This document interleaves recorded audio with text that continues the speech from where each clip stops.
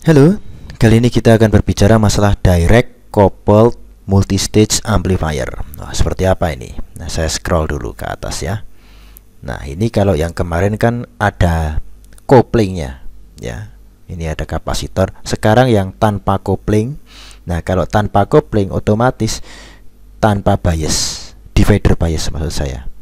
Nanti biasnya gimana? Biasnya dari sini, ya, dari base yang T2 langsung ke kolektor yang T1 itu.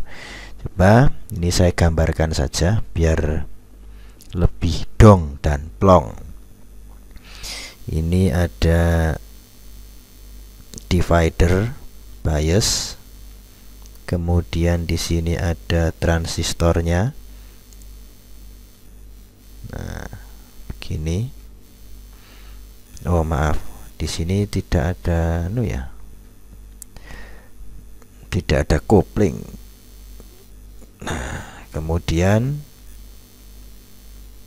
ini langsung ke transistor lagi. Nah, ini RC, ini RE. Nah, begini.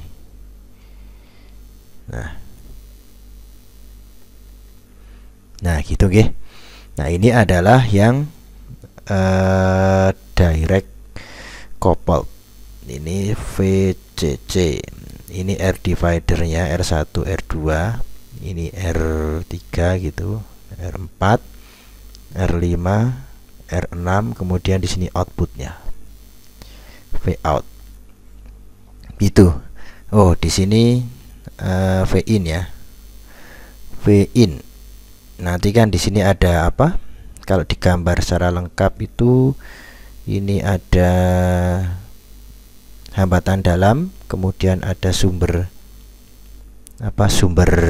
gelombang yang akan dikuatkan gitu. Nah, di sini apa untung dan ruginya dari direct coupled multistage amplifier? Nah, karena di sini tanpa kopling ya, tanpa kopling, maka ini baik untuk low frekuensi, bahkan mendekati 0 Hz gitu ya. Nah, ini seumpama begini, kalau kopling di sini itu ada koplingnya, itu kan pasti ada kapasitor, reaktansi kapasitif 1/2 pi Fc, ya kan? Kalau frekuensinya ini kok naik, maka Xc-nya akan turun. Tapi kalau frekuensinya itu kok turun, ya, ini ya, frekuensinya itu kok turun, maka Xc-nya naik. Nah, kalau frekuensinya turun mendekati 0, maka ini naik banget, ya, Xc-nya naik banget. Nah, kalau Xc-nya naik banget di sini, maka arus tidak bisa masuk ke kaki basis yang transistor 2 gitu ya. Jadi ini merupakan salah satu kendala dari yang direct couple ya. Tapi kalau yang capacitively couple ya, yang capacitively couple kendalanya itu kalau frekuensinya terlalu rendah, maka arus yang masuk ke basis kecil sehingga nanti tegangannya pun juga ikut kecil ya, karena R-nya ini tambah Xc-nya tambah gede juga. Kemudian yang dikuatkan di sini ya akhirnya outputnya ya lebih kecil karena inputannya di sini kecil. Kalau penguatan kan tetap ya toh, kalau inputnya kecil ya mesti outputnya kecil gitu nggih. Nah, itu adalah salah satu yang disadvantage-nya. Kemudian drawback atau disadvantage yang kedua, apabila di sini ada perubahan suhu ya, apabila temperaturnya itu naik, nah T gitu ya, temperaturnya itu naik, maka di sini tegangannya akan berubah ya, tegangan C di sini, maka VC-nya itu akan berubah ya, berubahnya biasanya naik juga gitu. Jadi semakin panas maka di sini semakin menghambat arus yang dari C ke E.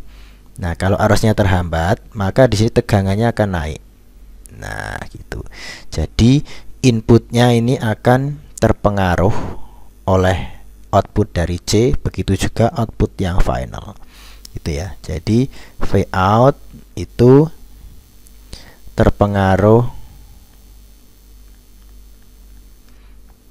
pada suhu gitu aja ya, gitu. Nah, karena apa? Karena tidak dikopel, jadi tegangan DC-nya di sini naik. Nah, itu kalau tegangan DC-nya naik, otomatis arus yang di sini juga akan langsung bablas ke dari C1 ini ke E1, gitu ya. C2 ke E2, bablas di sini, maka tegangannya akan turun, gitu ya. Jadi kalau V out-nya kok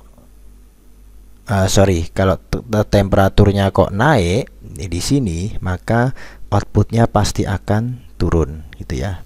T pada transistor 1 naik, maka V out akan cenderung turun. Nah, gitu ya. Akan cenderung turun. Itu. Nah, kemudian selain itu ya tadi ada apa? Ada variabel DC yang masuk ke basis yang transistor 2 ini. Itu sehingga nanti outputnya tidak stabil ya, bisa naik bisa turun gitu kan. Begitu juga noise-nya loh ya, tidak hanya sinyal yang dari sini saja ya, noise-nya juga di sini akan ikut. Nah, selain yang suhu pengaruhnya, pengaruh yang berikutnya itu adalah yang di ini apa, kestabilan catu daya dari VCC ini.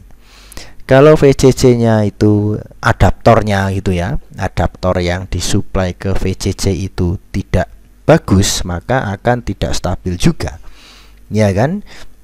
Nah, kalau tidak stabil juga, maka di sini akan ada riak-riak toh dari apa? Dari VCC ini. Nah, kemudian bisa langsung masuk ke sini tanpa ada filter kapasitor, gitu ya. Kalau tegangan DC ya, itu kan baiknya kan kita set gitu. Tapi kalau ada, nah kadang-kadang naik turun kan, nggak stabil gitu kan. Nah, ini kan frekuensinya rendah juga naik turunnya toh. Nah, kalau ada swing pasti ada frekuensi kan gitu.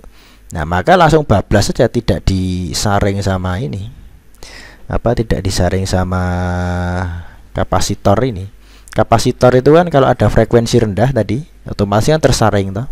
Nah, ini yang atasnya ini, kalau frekuensinya rendah itu kan pasti tersaring, ya enggak?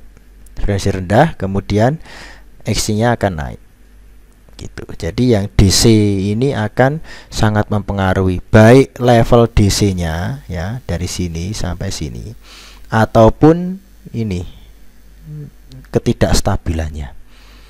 Nah, maka outputnya juga akan tidak stabil. Itulah kelemahan, 3 kelemahan dari direct couple multistage amplifier. Tapi keunggulannya adalah ini bagus ya, atau cocok untuk penguatan low frekuensi yang mendekati 0.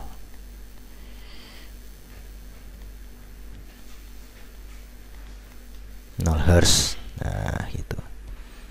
Gitu, oke. Nah, itu akan sangat bagus sekali. Itu, tapi ya itu nanti kelemahannya ini ya. Ada lemah dengan riak, jadi outputnya tidak stabil. Lemah dengan suhu, jadi outputnya juga tidak stabil.